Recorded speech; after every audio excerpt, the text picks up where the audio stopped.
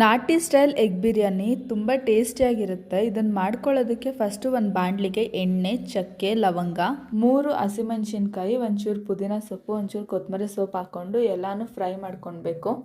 Fry ಮಾಡ್ಕೊಂಡಿರೋದೆಲ್ಲ ತಣ್ಣಗಾದ್ಮೇಲೆ ಮಿಕ್ಸಿಗೆ ಹಾಕ್ಕೊಂಡು grind ಮಾಡ್ಕೊಳ್ಳಿ.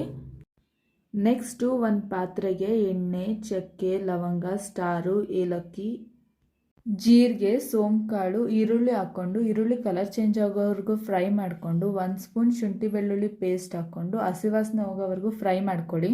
ನೆಕ್ಸ್ಟು ರುಬ್ಬಿಟ್ಕೊಂಡಿರೋ ಮಸಾಲೆ ಹಾಕ್ಕೊಂಡು 5 ಮಿನಿಟ್ಸ್ ಬೇಯಿಸ್ಕೊಂಡು ಅದಕ್ಕೆ ಬೇಯಿಸಿಟ್ಕೊಂಡಿರೋ ಮೊಟ್ಟೆ ಹಾಕ್ಕೊಂಡು 2 ಮಿನಿಟ್ಸ್ ಮಸಾಲೆ ಜೊತೆ ಮೊಟ್ಟೆನ ಬೇಯಿಸ್ಕೊಂಡು next 1 spoon garam masala, 1 spoon coriander powder ಹಾಕ್ಕೊಂಡು ಮಸಾಲೆ ಎಣ್ಣೆ ಬಿಟ್ಕೊಳ್ಳೋವರೆಗೂ ಬೇಯಿಸ್ಕೊಳ್ಳಿ.